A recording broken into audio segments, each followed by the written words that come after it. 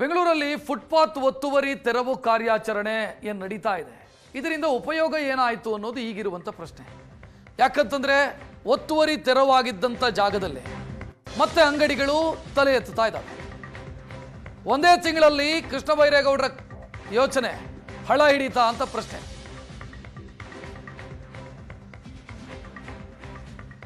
ವಿರೋಧದ ಮಧ್ಯೆ ಕಾರ್ಯಾಚರಣೆ ಮಾಡಿದ್ರು.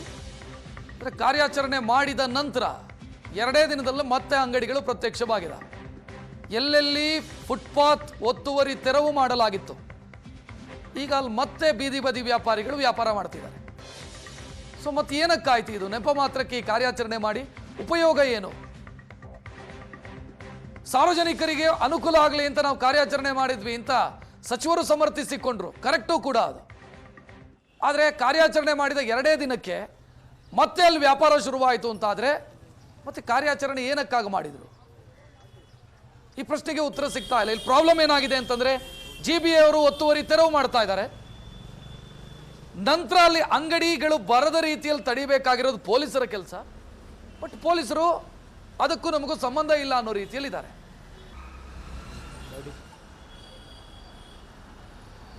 ಕೃಷ್ಣ ಬೈರೇಗೌಡರು ಬೆಂಗಳೂರು ಅಭಿವೃದ್ಧಿ ಖಾತೆಯನ್ನು ವಹಿಸಿಕೊಳ್ತಿದ್ದಂತೆ ಅವರ ಮೊದಲ ಹೆಜ್ಜೆ ಅಂದರೆ ಕ್ಲೀನ್ ಫುಟ್ಪಾತ್ ಅನ್ನುವಂಥ ಒಂದು ಯೋಜನೆಯನ್ನು ತಂದರು.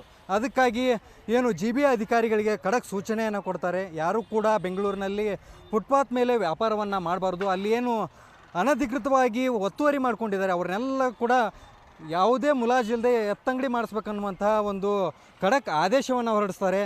ಅದಾದ ಬಳಿಕ JCBಯನ್ನು ತೆಗೆದುಕೊಂಡು GBA ಅಧಿಕಾರಿಗಳು ನಿರಂತರವಾಗಿ ಒಂದಿಷ್ಟು ಫುಟ್ಪಾತನ್ನು ಒತ್ತುವರಿಯನ್ನು ಮಾಡ್ಕೊಂಡಿದ್ದಾರಲ್ಲ ಅದನ್ನೆಲ್ಲವನ್ನು ಕೂಡ ಅವರು ಕ್ಲೀನ್ ಮಾಡಲಿಸಲಿಕ್ಕೆ ಮುಂದಾಗಿದ್ದರು. ಅದಾದ ಬಳಿಕ ಇದೇ ವಿಚಾರಕ್ಕೆ ಫುಟ್ಪಾತ್ ಮೇಲೆ ಏನು ಅಂಗಡಿ ಇಟ್ಕೊಂಡಿದ್ರು ಆ ಒಂದು ವ್ಯಾಪಾರಸ್ಥರು ಕೃಷ್ಣ ಬೈರೇಗೌಡರ ವಿರುದ್ಧ ಒಂದಿಷ್ಟು ಆಕ್ರೋಶವನ್ನು ಹೊರಹಾಕಿದ್ರು. ಆದರೆ ಸಾರ್ವಜನಿಕ ವಲಯದಲ್ಲಿ ಕೃಷ್ಣ ಬೈರೇಗೌಡರಿಗೆ ಇದು ಭಾರಿ ಮೆಚ್ಚುಗೆಯನ್ನು ತಂದು ಕೊಟ್ಟಿತ್ತು.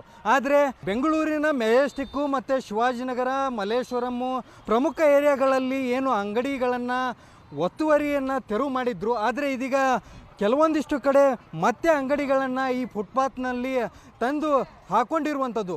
ಏನು ಕೋಟ್ಯಾಂತರ ರೂಪಾಯಿ ಖರ್ಚು ಮಾಡಿ ಫುಟ್ಪಾತನ್ನು ಒತ್ತುವರಿಯನ್ನು ತೆರವು ಮಾಡಿದ್ರು ಆ ಎಲ್ಲ ಕಾರ್ಯಕ್ಕೆ ಈಗ ಮತ್ತೆ ಏನು ವ್ಯಾಪಾರಸ್ಥರಿದ್ದಾರಲ್ಲ ಅವರು ತಣ್ಣೀರನ್ನು ಎರಚುವ ಕೆಲಸ ಆಗಿದೆ ಅಂತ ಹೇಳ್ಬೋದು.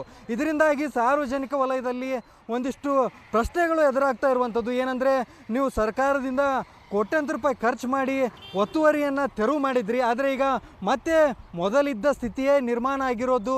ಇದರಿಂದಾಗಿ ಸರ್ಕಾರದ ದುಡ್ಡು ವೇಸ್ಟ್ ಆಯಿತು ಅನ್ನುವಂಥ ಮಾತುಗಳು ಕೂಡ ಕೇಳಿ ಬರ್ತಾ ಇರುವಂಥದ್ದು. ಈ ಬಗ್ಗೆ ಸದನದಲ್ಲಿ ವಿಪಕ್ಷ ನಾಯಕ ಆರ್ ಅಶೋಕ್ ಕೂಡ ಪ್ರಸ್ತಾಪ ಮಾಡಿದರು. ಏನು ಕೃಷ್ಣ ಬೈರೇಗೌಡರು ನೀವು ಕೋಟ್ಯಾಂತರ ರೂಪಾಯಿ ಖರ್ಚು ಮಾಡಿ ಕ್ಲೀನ್ ಫುಟ್ಪಾತನ್ನು ಏನು ಹೇಳಿದ್ರಿ, ಈಗ ಮತ್ತೆ ಮೊದಲಿನ ರೀತಿ ಆಗಿದೆ ಅನ್ನುವಂಥ ಮಾತನ್ನು ಕೂಡ ಆರ್ ಅಶೋಕ್ ಹೇಳಿರುವಂಥದ್ದು. ಕ್ಯಾಮ್ರಾ ಪರ್ಸನ್ ಸತೀಶ್ ಜೊತೆ ಪ್ರವೀಣ್ ಜಮಖಂಡಿ, ಏಷ್ಯಾನೆಟ್ ಸುವರ್ಣ ನ್ಯೂಸ್, ಬೆಂಗಳೂರು.